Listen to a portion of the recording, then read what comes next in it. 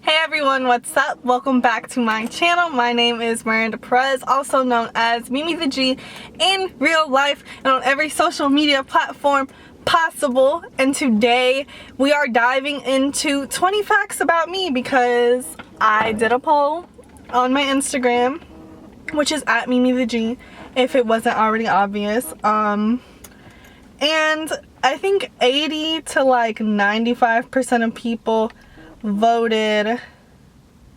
71% of people on the poll voted that they would rather see a 20 facts about me video in honor of my 20th birthday, which is about a week from today, instead of what it feels like to turn 20, which is originally what I had planned to do. Sometimes you gotta give the people what they want, so that's that, and that is what has brought us here today.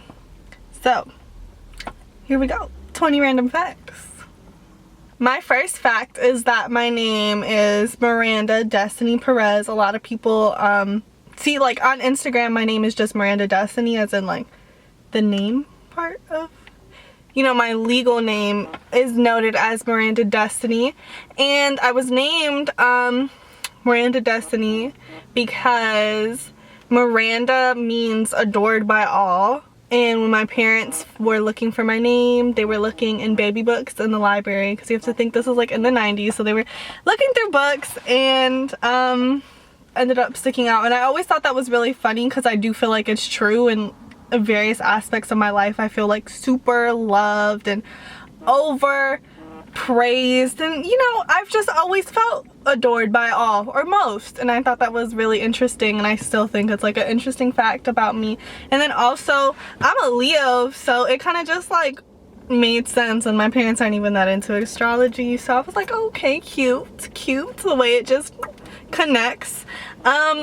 Then my middle name is Destiny because my dad was like, it was our destiny to have her, because they were teen parents and it was supposed to be my first name, but Destiny was like a huge cliche of the 90s, so my mom said no.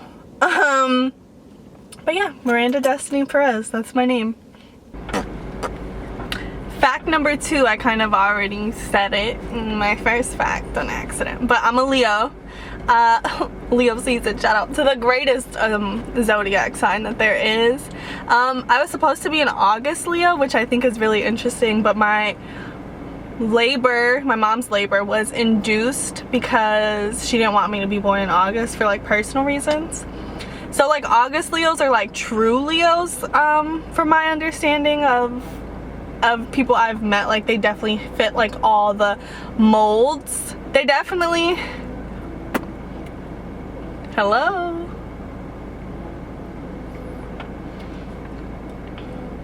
They definitely fit all the molds and like the bad stereotypes of Leo, so I've always been happy that I'm not an August Leo, but I technically was supposed to be, so I don't really know if that like plays into who I am at all.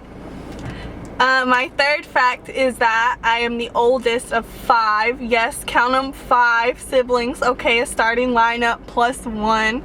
We all have different mothers or fathers, so we're all pretty much half siblings, but I mean, tomato, we grew up together, siblings are siblings.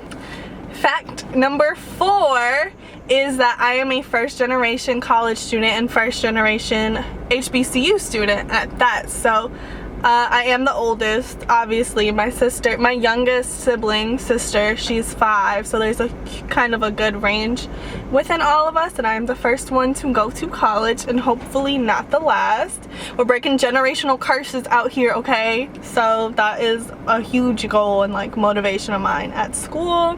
Fact number 5 is that growing up I really wanted to be an author, because I loved like reading and writing specifically because I used books to escape a lot of like what may have been going on in my household or in my life, or like, you know, I couldn't go outside very often in my neighborhood because it wasn't the safest, so the most joy I had was reading, and traveling to a world that was like beyond me, fictional or not. So that was like my ideal career for a very long time. And then as I got older, I grew like a strong love for fashion, and I wanted to be a fashion designer for like ever. Like I was like, I'm gonna be a top fashion designer, that's gonna be it. But that dream got like so shut down by my parents, and it wasn't like they didn't believe in me per se, but they were like, you know, it's hard, like the fashion industry is not about what you know, it's about who you know, yada yada yada. Like basically that they felt like those opportunities were like really far out of reach for me, so they didn't want me to be set on it. But like that was before the peak of like social media, so I mean I like deaded the dream as a whole. Like I was like, okay, maybe I just won't do it. But I've seen so many of my friends a few years younger than me in high school, like, you know, grow their brands and get into Vogue and do amazing things in fashion just through social media, because that's the networking that we rely on in this generation. So it always, like, sometimes it bums me out that I like gave up on it so quickly, because I'm like, well, what could it have been? But I mean, you know, things happen for a reason. So now I am pursuing a career in fashion journalism, or just print journalism in general. I love writing, I love sharing information, I love educating, and that's like the best way that I do it. So yeah, that's my story on my little career dreams. Fact number 6, I was born and raised in Chicago, Illinois, predominantly on the west side, aka the best side of the city. People will argue that, but I don't want to hear it. I said what I said. Fact number 7 is that I've always loved school and learning and getting information. Like that's always been really exciting to me. I was a nerd, and I'm still pretty much a nerd, but I was a huge nerd as a kid, like dorky glasses, and always had my head in a book, and I was always really close with my teachers just because I loved obtaining information. And that was like, I mean, obviously like it's weird, or like at least in the hood it's like kids are like, girl, why are you being such a teacher's pet, or why are you so like, why do you care so much, basically, like this isn't it. And I was always like, no, this is so interesting. So I always thought that was a nice fact about me, I guess. I mean, most people don't like school or are not dedicated to school, and I'm a person that loves school and learning in general. So any chance I can get, I'm happy to learn. Fact number 8 is that as a kid, I expected to go to college in New York City. Like in 6th grade, I was like, I have to leave the city. I don't know where I want to go. I'm gonna go somewhere big. And in 7th grade, we went on a school trip to New York City, and I was like, oh, this is perfect for me. Like I can do fashion, something here. At the time I didn't know that I wanted to do fashion journalism, so I was like, I could do something in fashion here. It was like fast paced, but it was still pretty similar to Chicago, and I was like, this is where I'm gonna be. And surprise surprise, I end up in Atlanta at a HBCU. It was just like, I did like a whole 360 of what I expected to do. So, but it turned out to be for the best.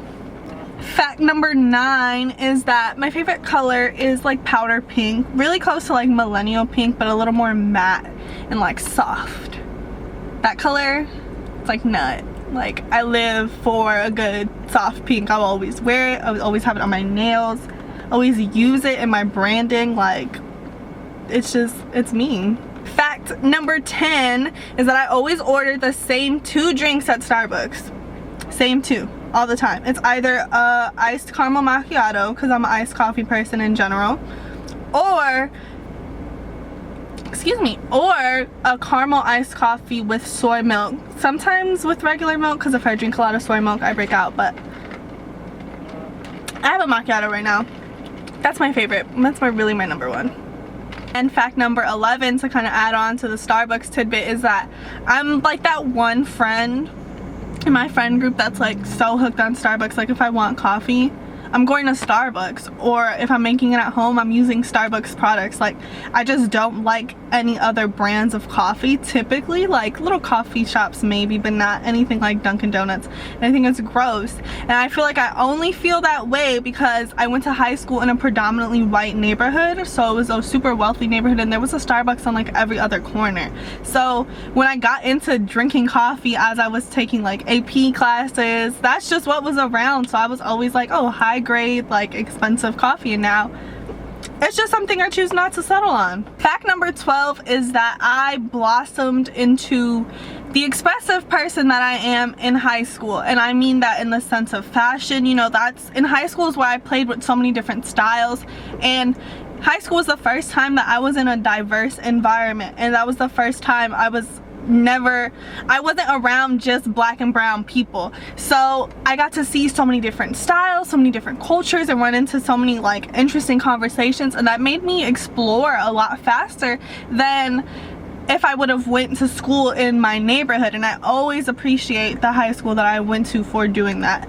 Lincoln Park High School alum, okay, that's my ish. Like, Lincoln Park exposed me to so much and made me into like the bold person that I am, because I was breaking like boundaries that I never knew existed so hard. Like, it's really hard to explain, but that's where I dove into, like, I was always into fashion, but I was really scared of like expression. Like, I knew what I wanted to wear, I knew how I wanted to wear it, but I was scared of people judging me. That all died in high school. My confidence went from like 5 to like 10 million really quick in high school. So that was fun. I went through like so many phases too, as people usually do in high school, but I went through so many phases of clothing and style and whatever, and it was really interesting to see. And then also within that, I just became an expressive person in general, like outspoken and unapologetic, and I love that I got to do that in high school, because now in college I feel like I am constantly building on a really good foundation of the person that I want to be. Fact number 13 is that my favorite flower is a red rose. As a kid, I was always into roses. I feel like it's a classic flower to be into anyway.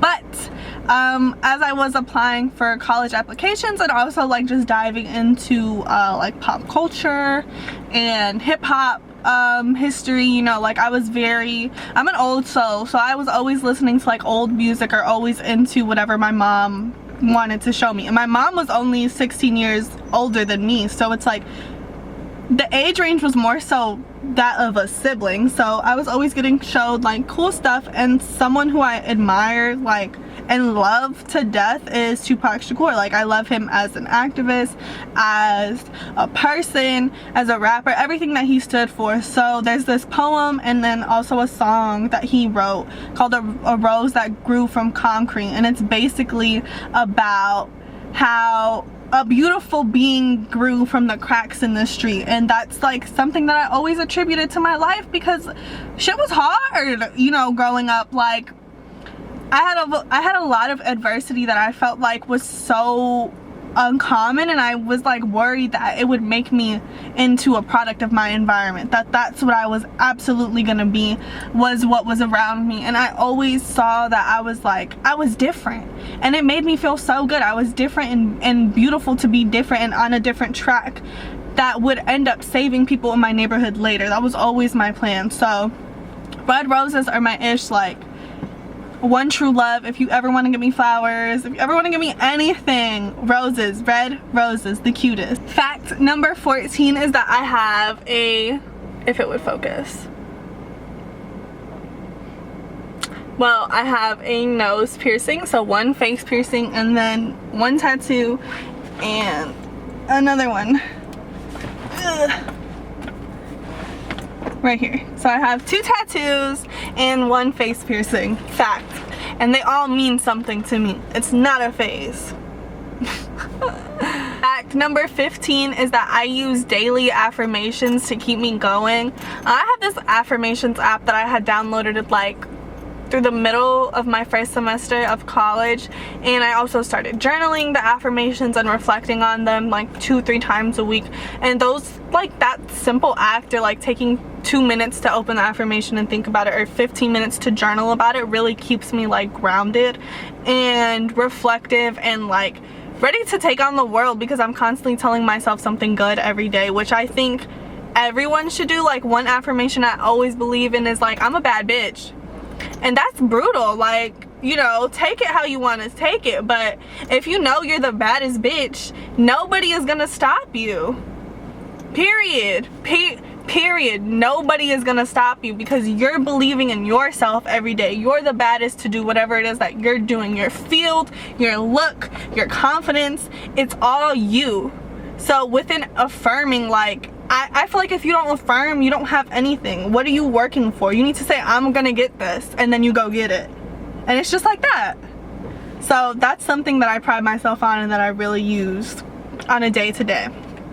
Fact number 16 is that earrings are my favorite accessories. I'm not wearing any now, ironically, but when I am wearing earrings, they're usually super big, super statement, different shapes, different colors, toe hoops, whatever you want to call them. I got them, and that's the best way like I accent my style, because I'm not super into accessories. I've just gotten into like using them for real as of late, but like I would always be like strictly like outfits, like garment fashion. Like I really wouldn't do anything other than like this necklace that I wear every day anyway. So big earrings are my favorite, then sunglasses, then rings. Fact number 17 is that I'm going through like a huge baseball cap phase. I mean, it's also a trend too, so I'm sure that contributes a little bit, but literally, like, this New York Times hat gets worn to death. Like, I am endlessly washing this, John. Wear it to parties, wear it to run errands, wear it just to look cute. Like, it's my absolute favorite thing. 9 out of 10 times I'm wearing this baseball cap. But in general, I'm always wearing a baseball cap now. I wish I knew why. I just had started wearing them the second semester of my sophomore year, and it was like they were barely off. Like, I lived in them, and now, you know, they're damn near on every outfit, whether it's bummy or cute. Fact number 18 is that I thrift 90% of my wardrobe. So like, while I do have definitely expensive tastes and like expensive pieces, I feel like it's so pointless to spend X, Y, and Z amount of money at stores like Forever 21, H&M, Zara, Topshop, RIP, because you're not getting your money's worth. Like, tank tops like this at Forever 21 are like $10 plus. You go to the thrift, it's $2. Like, and on top of that, when you thrift, you're also unconsciously or consciously contributing to a more eco-friendly environment, because you're not buying processed clothes. If you're vegan, the thrift is a good place to buy leather, you know, because you're not directly sending money to the company, but maybe you need it for the type of climate you're in. Like, thrifting has so many good benefits. And also what I love about thrifting is that what you get is usually one of one. And I'm a super unique person. Like, I hate to see somebody wearing what I have on. Like, that shit, that blows me. It's like, how am I an innovator, but I'm not innovative in the way I dress? That doesn't make sense. So the thrift is my place to be, always will be. If I need anything like shoes, or like obviously like undergarments, or like really good fitting jeans, I'll go to some real stores. But other than that, not worth the time or the coin. Fact number 19 is that I love affection and attention. And I don't mean like, oh my god, I need to be the center of attention. No. But as a Leo, and just, you know, a warm, fuzzy person, I love like one-on-one or like small group gatherings and stuff where everybody can like be heard and be seen. Like, I love feeling that, so I like to make other people feel that way too. And in general, like, I'm a super affectionate person. Like, I'm a cuddle bug. And last but not least, oh, I don't know how good that was. Last but not least, I don't know. Last but not least, fact 20 is that I aspire to be a top journalist, top hard-hitting journalist, whether that's in fashion, whether that's in politics, whether that's in health and beauty. I'm gonna be there, or all of the above. My aspiration is to be a hard-hitting journalist, giving you what you need to know, not what you want to hear. That's my journalistic motto, and I need to copyright it before one of y'all snatch it up. But that is what I aspire to be every day. I aspire to be that person, that writer, that creator, and that's the essence of my life goal, is just to be that person and that creative and somebody who's doing something more than delivering facts or more than reporting. So yeah, that's who I am. That is who I am. Thank you for watching 20 Facts About Me.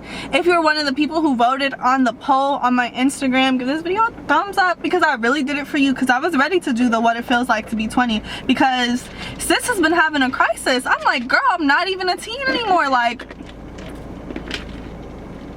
what? Like 20? Question mark? 2 decades on the earth? Question mark? Like, what?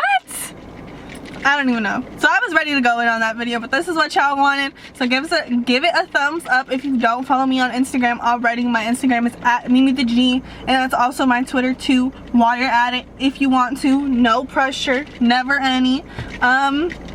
But yeah, that's all I have for you this week. Thank you so much for watching. Thank you so much for voting on my polls and being active with me on my other social media platforms. And I will see you next week, and hopefully a few more times throughout the week, as I plan on doing a birthday vlog and a Lollapalooza prep vlog, and then probably a Lollapalooza vlog as well. So we'll see. Yeah, I will see you next week. I don't know how many times, but thanks for watching.